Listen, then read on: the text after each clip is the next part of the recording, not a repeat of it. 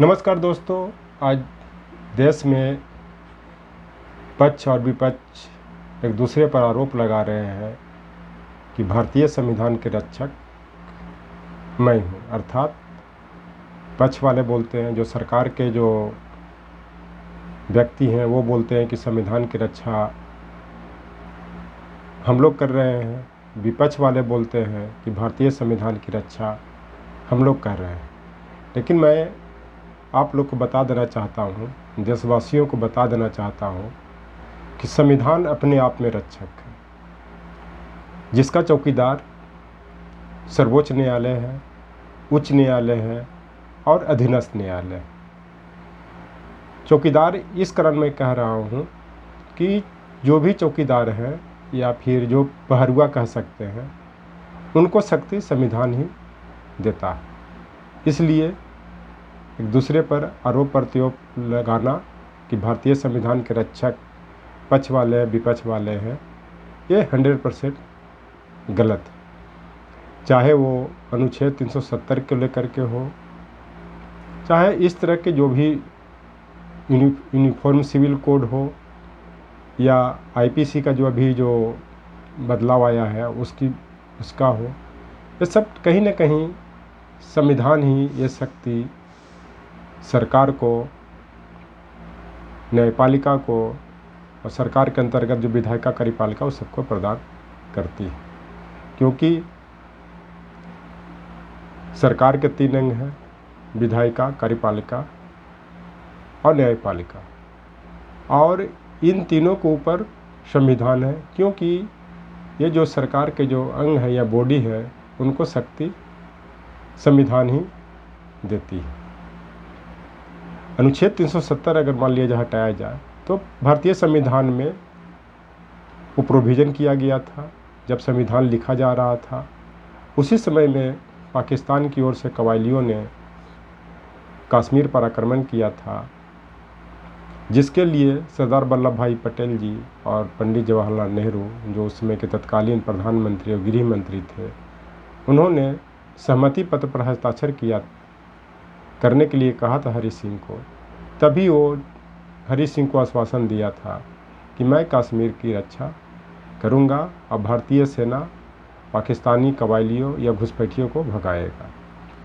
इस कारण उस समय ऐसा सिचुएशन था कि अस्थायी प्रावधान था 370 को लेकर के, जिसे बीजेपी के सरकार को जब पूर्ण बहुमत ही नहीं, देशवासियों ने बहुत बड़ा बहुमत दे करके सरकार बनाई, तो 2019 में इसे हटाया गया।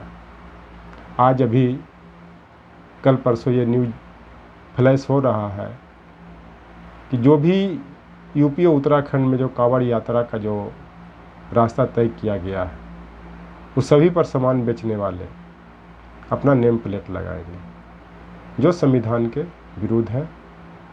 और एक चीज़ मैं और बता देता हूँ कि ये न हिंदू को प्रताड़ित करने की बात करता है संविधान, न मुस्लिम को प्रताड़ित करने का बात करता है संविधान।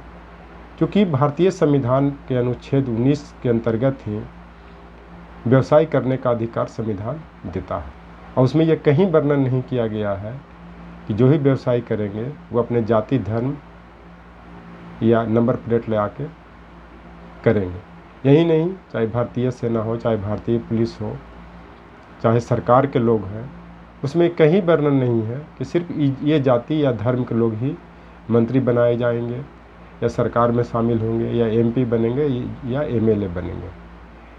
इसी नीति को उत्तराखंड के सरकार ने, पुष्कर सिंह धामी ने भी फॉलो किया है, वो गलत है। और मुझे लग रहा है कि मंडे ट्यूसडे तक इसके खिलाफ सर्वोच्च न्यायालय में कोई भी नागरिक जाएंगे और इसे रद्द करने की आह्वान करेंगे। क्योंकि ये योगी सरकार और जो धामी सरकार की है, वो नियम कानून बना करके ऐसा किया गया है जो संविधान का उल्लंघन करता है। क्योंकि भारतीय संविधान समानता की बात करती है, स्वतंत्रता की बात करती है, शोषण के विरुद्ध अधिकार की बात करती है, धार्मिक स्वतंत्रता की बात करती है, अल्पसंख्यक के संस्कृति और शिक्षा की रक्षा की बात करती है, और सबसे बड़ी चीज़ जो है, जो अनुच्छेद 32 है, संवैधानिक उपचार का अधिकार देता है, ये सभी मौलिक अधिकार के अंतर्गत आता है। इस चलते जब भी किसी नागरिक की मौलिक अधिकार का उल्लंघन होता है तो उसके लिए कोई भी नागरिक डायरेक्ट सर्वोच्च न्यायालय को अटेम्प्ट कर सकता है, और ऐसा होगा मुझे लग रहा है मंडे ट्यूजडे तक। और संविधान क्या रक्षा करता है? संविधान का प्रस्तावना में ही उल्लेख होता है हम भारत के लोग से, जो यह उल्लेख करता है कि भारतीय संविधान को भारत के लोगों ने बनाया है, या ब्रिटिश सरकार की संविधान नहीं है, या न किसी बीजेपी सरकार की संविधान है, न कांग्रेस की सरकार की संविधान है। ये भारत के लोगों के द्वारा बनाया गया संविधान है, जिसको कोई भी उल्लंघन नहीं कर सकता है, इसको ध्वस्त नहीं कर सकता है। मनमौजी सरकार नियम कानून नहीं निकाल सकती है, किसी का शोषण नहीं कर सकती है, किसी भी व्यवसाय में धर्म को शामिल नहीं किया जा सकता है, क्योंकि यहाँ की जो जनता है वो, अगर जनता हिंदू में मिला हुआ है, जो मुस्लिम हिंदुओं में मिला हुआ है, तो वो हिंदू मुस्लिम में भी मिला हुआ है।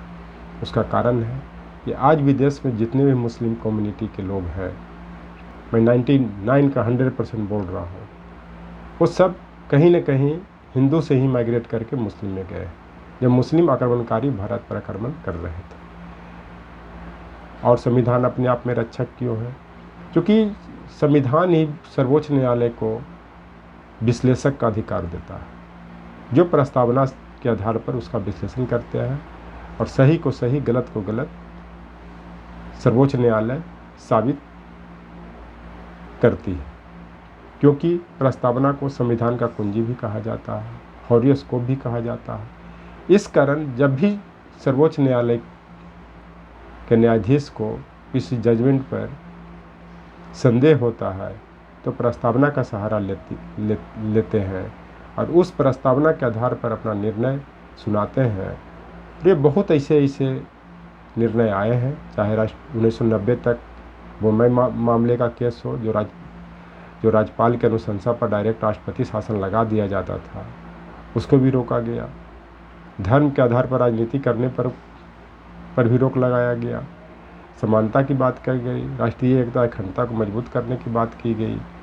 ये कहीं न कहीं सर्वोच्च न्यायालय को संविधान के द्वारा शक्ति मिलती है। इस चलते यह कहना कि भारतीय संविधान के रक्षा पक्ष के लोग सरकार कर रहे हैं, या विपक्ष के लोग जो छाया सरकार भी कहते हैं वो कर रहे हैं, वो गलत है। क्योंकि सच्चाई ये है कि इन लोग की रक्षा संविधान कर रही है। क्योंकि अगर प्रधानमंत्री का या मंत्रिपरिषद का उल्लेख है तो संविधान में ही है। अगर ये संविधान नहीं रहता तो ना प्रधानमंत्री बनने लायक रहते, न मंत्रिपरिषद का गठन होता, न देश चलता। क्योंकि एक एक प्रोविजन अनुच्छेद 1 से जो भारत राज्यों का संघ कहता है, आप वहाँ से उठा करके देख लें, जो मूल आर्टिकल 395 था, उस सारा प्रोविज़न देश का शासन कैसे चलेगा, सरकार कैसे बनेगी, कितने मंत्री रहेंगे, ये 91st अमेंडमेंट 2003 से निकला, वो सब संविधान में ही दिया गया। देश में नागरिकों को कैसे रक्षा की जाएगी, किसकी कितनी भूमिका रहेगी, कौन कितने अपने शक्ति का प्रयोग करेगा, ये सब संविधान में लिखा हुआ। ये नहीं कि सत्ता में आने के बाद अपनी शक्ति का दुरुपयोग करेंगे, मनमौजी काम करेंगे तो आपको संविधान कुचल देगी, भारत की जनता कुचल देगी। और वो परिणाम देख रहे हैं कि अभी विगत जो दिनों इलेक्शन हुआ है, जो किस तरह से जनता, देश की जनता को कुचल रहे थे, उसका कितना बड़ा सजा मिला है, ये सब लोग के पता है। इस चलते मैं एक बार फिर दोहरा देना चाहता हूँ देशवासियों से, और जो भी बुद्धिजीवी वर्ग है उनको बता देना चाहता हूँ कि भारतीय संविधान अपने आप में रक्षक है। इस संविधान को कोई रक्षक नहीं है, और जो कह रहे हैं वो एक तरह से संविधान को चुनौती दे रहे हैं। क्योंकि आपती मरे तक खुदा क्या करे, एक कहावत भी है। जब खुद मरने के लिए तैयार है, संविधान को बार बार इंक्रोच कर रहे हैं, इनको तोड़ा मरोड़ा जा रहा है, संशोधन किया जा रहा है, और बता रहे हैं वो मैं संविधान की रक्षा कर रहा हूँ, ये गलत है। Thank you.